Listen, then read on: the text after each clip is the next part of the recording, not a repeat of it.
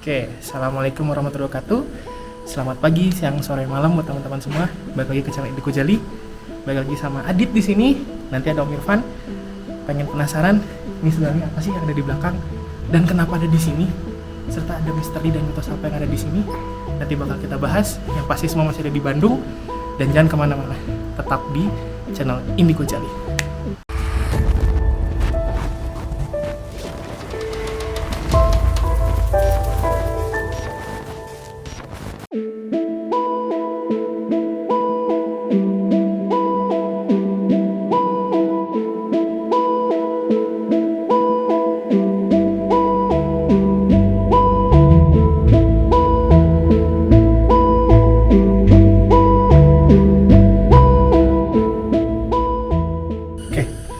Sesuai janji Didit tadi tentang ada apa sih sebenarnya di sini dan kenapa ada di sini, yang pasti letaknya ada di Bandung. Biar lebih jelasnya tentang apa yang ada di sini dan mengenai misteri apa yang ada di sini, kita panggil Om Irfan. Om, sini Om. Oh. Oke, sini Om. Beneran Om? Ya. Oke. Kita yang pasti sekarang lagi ada di Bandung, lebih tepatnya di Tahura atau Taman Hutan Raya yang sudah di Juanda yang ada di Dago atas Dago Pakar. Nah, di sini itu ada yang namanya dua gua. Wah, gua Jepang ya. Nah, yang sekarang yang lagi Didit sama Om Irfan tempat ini ada di gua Jepang. Nah, yang seperti teman-teman lihat nanti mungkin di belakang akan ada orang yang lewat. Jadi di gua ini teman-teman bisa masuk dan sebelum bisa lihat nanti ada pemandunya. Cuman yang pasti ada misteri di balik ini semua. Ada cerita sejarah ya. Betul sekali. Oke, langsung aja ke Om Irfan. Om Irfan. Oh iya, gimana? Ini kan ada 3 lorong ya. Empat ya, ada 4 lorong. Yang lorong kita tempat ini sebenarnya apa sih? Nah, ini kebetulan yang kita tempatkan adalah salah satu pintu masuk atau lorong dari Jepang ya. Jadi kita ada 1, ini lorong kedua, ketiga dan keempat. Sebenarnya di sini ada beberapa sejarah atau kisah dalam artian kisah kelam ya. Karena yang kita tahu gua Jepang ini dibentuk pada zaman penjajahan Jepang, dan ini yang mengerjakan itu asli orang kita, yaitu para pegawai pada zaman dulu pegawai Romusa ya. Dan jadi ini tuh dipakai buat markas senjata dan markas para serdadu Jepang pada zaman dulu. Jadi pada zaman penjajahan ini dipakai tempatnya markas tentara Jepang. Di balik itu semua, sini ada salah satu sejarah atau kisah yang mendiami tempat ini, yang dari sejarah itu membuat residual memori. Nah, itu yang tadi kita lihat Om Didit ketika kita masuk ke dalam di dalam gua keempat ya, itu orang-orangnya berbeda. Nah, Iya, beda banget. Mungkin di sini yang saya rasakan di sini tuh kita ada sejarah. Dari tadi pertama kita masuk, kita ngobrol. Karena tenang aja Dit, tenang. Ini kita lihat nih Om Didit. Ini Begitulah guys. Maaf. Ya. Jadi Tapi memang yang dirasain beda banget antara tiap. Jadi di pintu ini memang ada pintu yang terjepit di depannya, dari pintu yang paling kecil banget, gede sampai yang paling ujung itu paling gede. Nah, waktu itu pas pertama kali di tag di sana itu emang beda banget awalnya sama yang di sini gitu. Itu doang, makanya mungkin sekarang agak lebih tenang dibandingkan yang di sana. Jadi lanjut lagi ke Om Irfan. Jadi di sini itu ada beberapa kisah ya, terutama ada tadi ini kalau ya ini seolah, mohon maaf ya teman-teman yang bisa lihat, yang bisa ini menyaksikan, di sini kita ada salah satu sosok residual memori. Yaitu sosoknya itu adalah salah satu wanita yang dijadikan Jogun Yanpu. Itu Jogun Yanpu, tahu kan? Iya, tahu. Nah, Jogun Yanpu ini dia bercerita, dia salah satu, ini ada sosok 2 orang. Nanti kalau misalkan kita bisa shoot ke dalam, shoot juga ini salah satu sosok ini ingin menceritakan sesuatu untuk kita teman-teman yang ada di Indigo Jali, bahwa pada zaman saat itu dia dijadikan perempuan Jogun Yanpu dan dijadikan sebagai pemuas para serdadu yang ada di sini. sampai akhir ayatnya di sini dan meninggalkan residual memori yang ada di sini gitu. Yang tadi yang dirasakan seperti ada ini seperti ada yang ngikutin, seperti ada yang liatin, memang betul di sini adalah tempatnya. Namanya gua pada zaman penjajahan Jepang memiliki cerita, dan yang saya lihat pun di sini memang beda dengan gua Belanda ya. Kalau saya lihat di sini ini guanya memang belum terlalu rapi karena dibikin satu secara mendadak. Keduanya para pekerja kita yang pekerja paksa. Jadi di sini terdapat mungkin para pekerja ada yang meninggal juga karena kelelahan. Terus ada juga di sini yang saya lihat di dalam pun ada goa-goa tempat penjara, tempat penyiksaan, tempat Shogun Tianfu itu berada. Nah, itu di dalam sini. Jadi seperti itu teman-teman yang bisa lihat dari tadi pun ini sebenarnya seperti ini saya dari tadi nyarankan kaum Dit kita ke goa nomor 2 aja. Karena ini lebih welcome, lebih bersahabat karena dia ingin bercerita tentang kisahnya dia itu. Seperti itu. Buat teman-teman sendiri, jadi Shogun Tianfu itu adalah para wanita yang diambil secara paksa oleh para tentara Jepang dengan tujuan sebagai pemuas hasrat nafsu seks ya. Jadi wanita itu dipaksa diambil pada saat zaman penjajahan dan dipaksa untuk melampiaskannya. Nah, kebetulan kata Om Irfan di sini salah satu di antaranya ada 2 orang yang jadi Shogun Tianfu. Nah, untuk lebih jelasnya lagi nanti kita akan cerita tentang siapa sih si Shogun Tianfu ini dan gimana sih ceritanya. Oke, tonton terus di Indi Ghazali. Jangan lupa klik like, subscribe. Oke?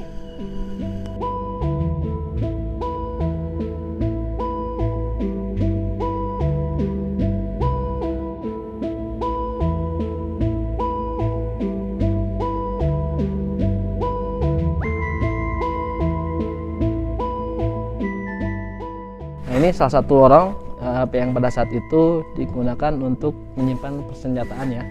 Teman-teman bisa lihat ini tembus kanan kiri juga ya. Nah, si posisi itu tuh sebenarnya berada di sebelah sini yang kita lihat.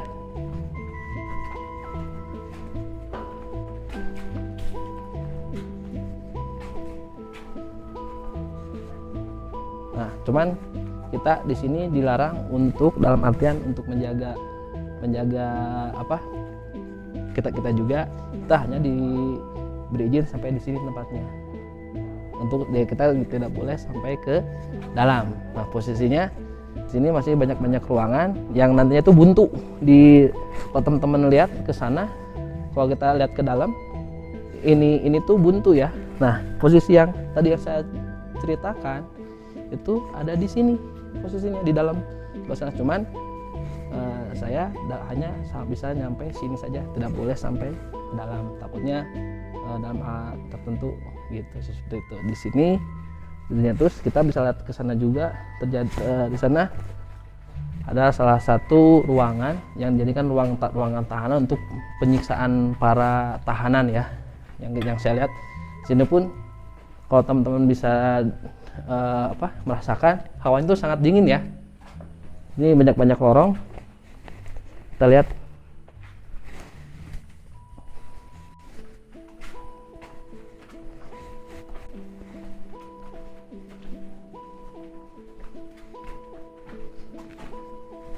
nanti untuk lebih jelasnya kita coba ngobrol di luar ya. Kita hanya ngambil ini doang, hanya ngambil lokasi atau posisinya. Nah, ini pun sama nih yang tadi yang saya jelaskan. Ini banyak ruangan, teman-teman bisa lihat. Ini yang dipakai ruangan untuk para tahanan ini, dan sebelah sini juga ada satu lagi ya.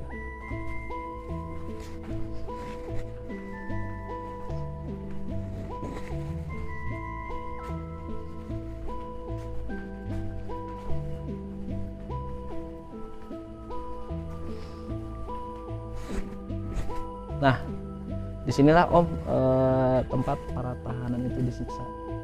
Yang tadi kata Om Didit, hawanya kita agak sedikit beda ya. Kita bisa lihat di sini, nih bisa di shot. Ini buntu ya, tidak terlalu tidak ada lagi nih buntu. Dan di sinilah energi yang saya rasain, sini sama sebelah sana. Kita mau, kalau mau coba sebelah sana boleh ya. Kita di sini hanya sebatas menceritakan sejarah saja, tidak ada maksud untuk mengganggu ya teman-teman. Enggak, kalau merasakan sini kita bisa merasakan ini. Om Didit, sini bentar ya Om. Mohon maaf, bukan saya untuk apa. Om, coba pegang daerah sini, tangannya aja. Jangan kaku. Cabaran. Tangannya aja beda sebelah sini. Oh shit. Apa yang Om? Beda sendiri dong.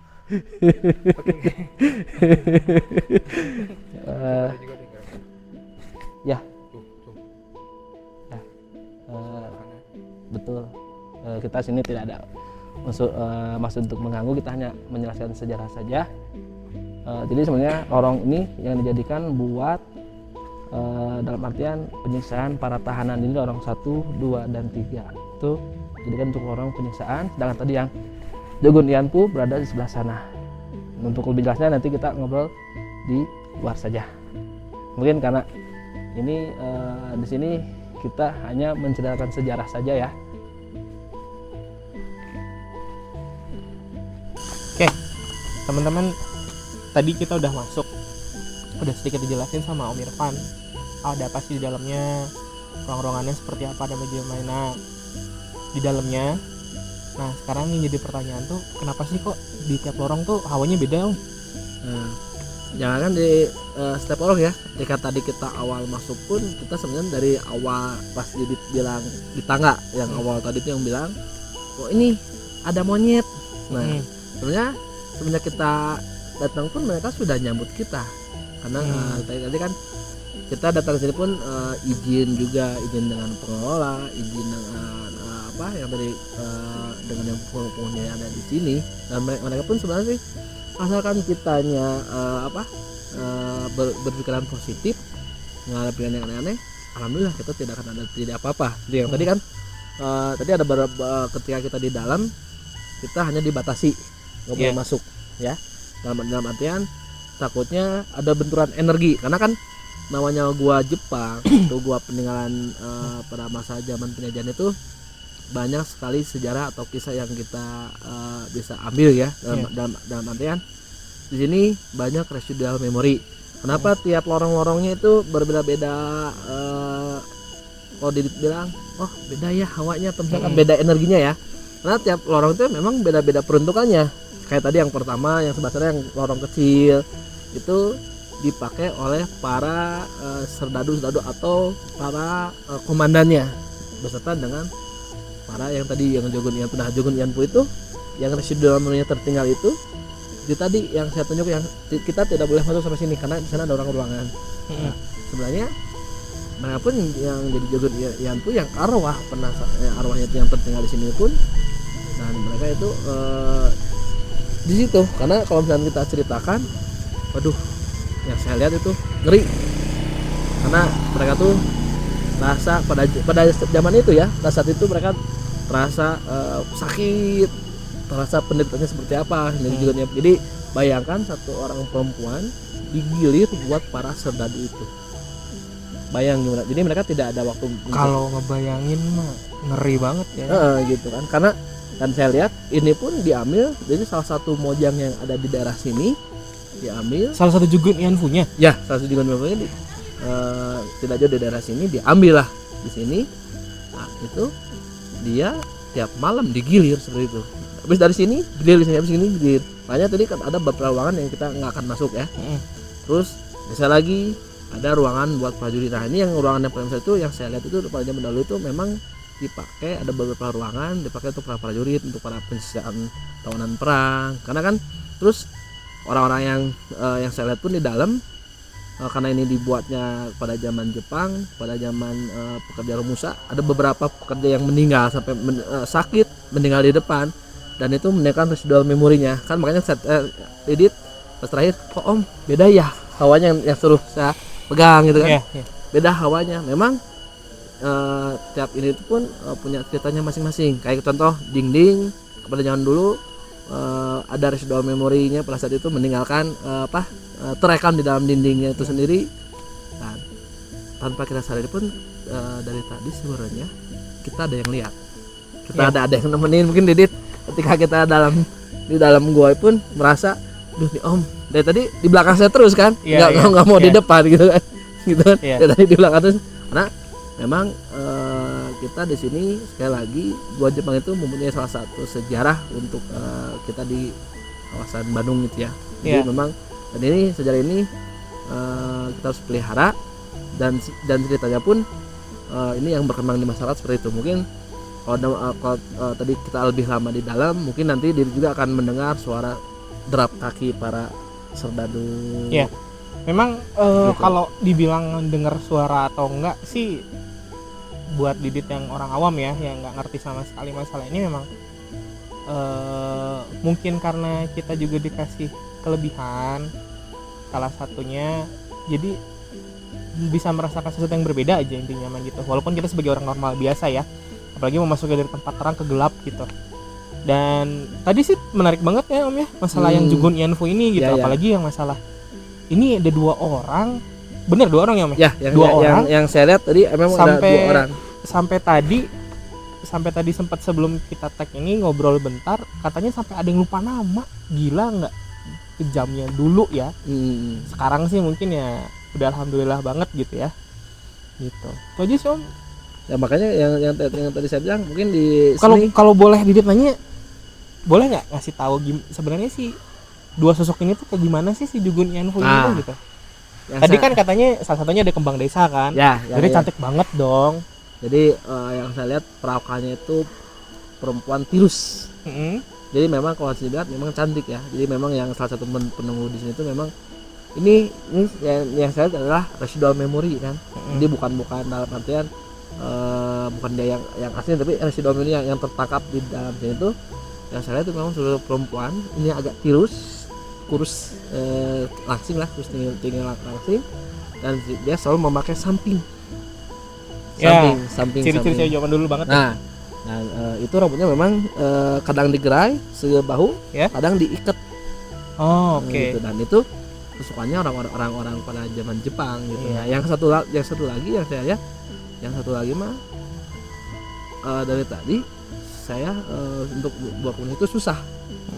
Mungkin karena dia juga ada terhalang dengan yang ini yang depan atau gimana ya, tapi yang pasti ini ada 2 orang residual memory yang tertangkap di dalam gua ini yang dijadikan sebagai Jugun Ianfu, dan residual memory itu tertahan di sini gitu. Kalau misalkan tadi Didit bisa merasakan jalan pun, ketika kita jalan pun dia ngikutin terus, cuman ketika kita masuk keluar dia berhenti karena tertahan di tempat ini. Seperti itu untuk yang itu. Terus kalau yang tadi yang di yang terakhir itu, yang tadi mungkin Didit merasakan hawa yang beda lah, karena memang itu salah satu tempat itu dijadikan tempat penyiksaan gitu. Nah, kembali lagi kita di sini diibaratkan ini semua adalah sejarah untuk kita di warga di Kota Bandung yang mesti kita pelihara. Salah satu tempat pun yang punya sejarah, banyak kisahnya ya. Banyak banget. Di Bandung itu masih banyak hal-hal yang nanti akan kita bahas teman-teman ya. Nah, mungkin sekarang kita bahas dulu di sini di Gua Jepang. Nanti kedepannya akan banyak urban legend dan segala macamnya gitu. Jadi kan ini baru Gua Jepang ya kita. Ini baru Gua Jepang. Belum yang lainnya. Yang lain karena di sini pun banyak ceritanya. Kita hanya sebatas melihat. Kalau nanti teman-teman ingin ikut gabung, ingin merasakan pun bisa ya nanti kita. Bisa. Silakan datang aja ke Taman Hutan Raya di Insinyur Haji Juanda Dago. Tepatnya di Dago Pakar. Gitu. Oke teman-teman. Oh ya, satu tadi, kemanapun teman-teman atau beranjak berwisata, kalau teman-teman itu ada tempat, ini tempat punya cerita tertentu, selalu berpikiran positif dan selalu berdoa. Itu ya yang sering kita. Jadi teman-teman kadang-kadang suka ada ini nih, wah gara-gara main ke tempat ini kita jadi gini-gini gitu kan. Tetap kita sarankan selalu berpikir positif dan selalu berdoa dan berpegang pada Allah Subhanahu wa taala. Seperti itu. Oke teman-teman, baik lagi bahwa segala sesuatu itu hanya Allah Subhanahu wa taala yang maha mengakui, yang maha hebat, yang maha segalanya, yang maha mengetahui dan segala macamnya gitu. Dan kami di sini hanya ingin membagikan cerita saja menurut pendapat kami.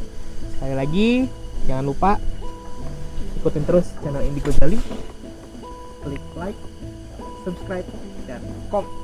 Oke, sampai jumpa di pertemuan berikutnya dan cerita berikutnya. Assalamualaikum warahmatullahi wabarakatuh.